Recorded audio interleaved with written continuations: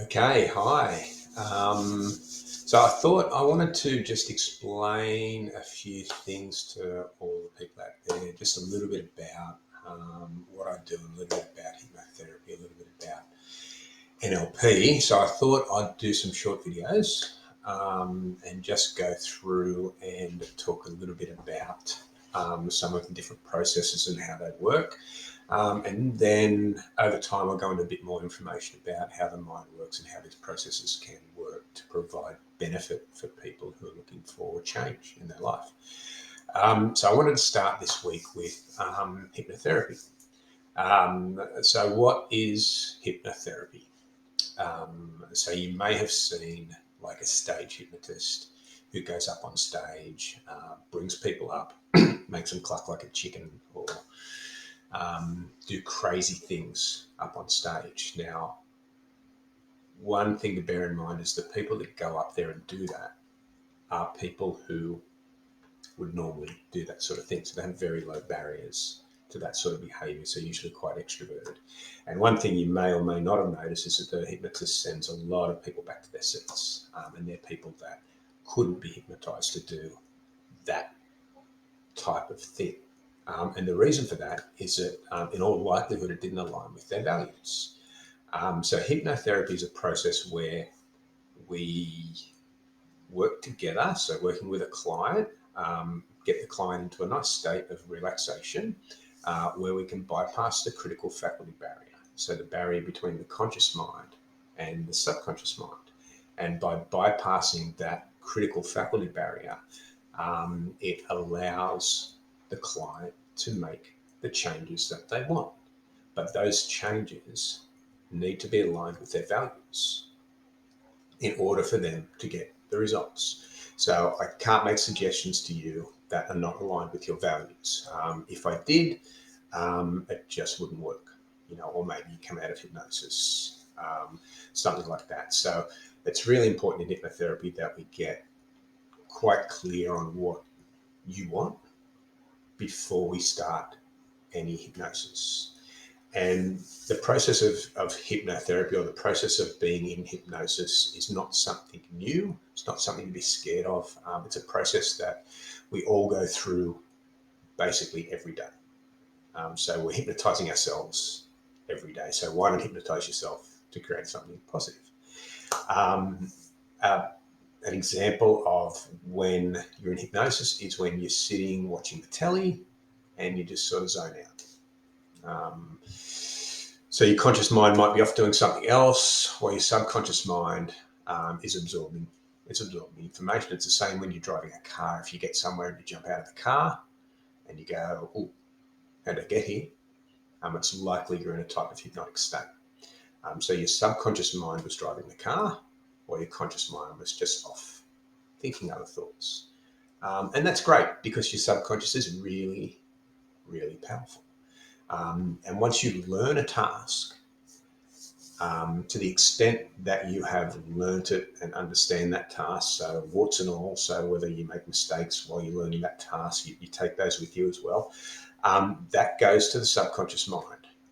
And the subconscious mind goes, yep, I can see what you're doing.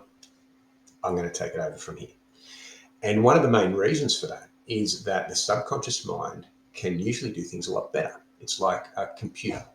So once you have that program and you install it in the subconscious mind, it essentially just runs. So it uses a lot less energy to do something subconsciously than it does to do something consciously. And if you think back to a time when you had to learn a new skill, and driving a car is a great example, when you have to learn a new skill, you have to focus and you have to think about every action that you do, which takes energy. It takes mental energy, and the brain uses up a lot of energy when you use it consciously. So you have to think about, when to change the gears, when to brake, when to put your blinker on, check your mirrors, all that sort of stuff. Now, once you learn how to drive a car, it's just automatic because you put that process into your subconscious. Walking is another great example. So when you're young, when you're a baby, when you're learning how to walk, you have to learn how to activate those muscles in order for you to get the result of being able to walk. Now, you've looked at people around you, you've seen what they do and seen what they've tried to do as far as like walking goes and as far as movement goes. But when you take your first step, it's a massive effort. You have to work out exactly what muscles you need to activate in order to move that leg.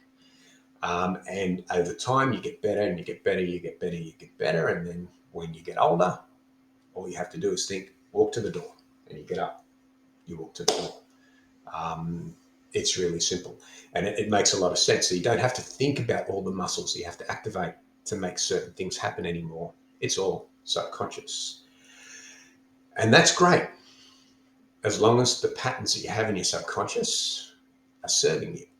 So where hypnotherapy comes in as a therapy is we can access your subconscious to change patterns that are not serving you at the moment. And a lot of these patterns were formed when you were very young, when you're a baby, in those imprint years between the ages of 0 and 7, when you're like a sponge. So you're absorbing all this information and you're working out how to survive in the world. And all of those things worked to help you survive and help you thrive back then, which is why they form part of your subconscious. The thing is that environments can change. And as the environment changes, some of these patterns may not serve you. And when you get to a point where a pattern doesn't serve you, and you're trying to change it consciously, it's really, really hard. So it takes a lot of energy to focus on making a conscious change. Not saying that you can't, but the problem is as soon as you take your conscious effort away from that thing, your subconscious takes over and it runs the same pattern, which is why you can end up in a bit of a loop with some negative behaviors. So when you take your eye off that thing, which will happen because you can't maintain your attention on it all the time, your subconscious pattern just plays. So the beauty of hypnotherapy as a therapy is that we can go in and we can bypass that critical faculty barrier, so the barrier between the conscious and the subconscious, and we go directly into the subconscious and make suggestions that align with what you want and will provide you with the results that you want. So it's really a remarkable tool to open up more choices for clients in their lives. So if you're struggling with something at the moment and you see this pattern, you see this loop where you're consciously trying to make change, but you keep getting pulled back to an old habit, it's likely that that's something subconscious, which may need something a little more powerful in order to help you make that change.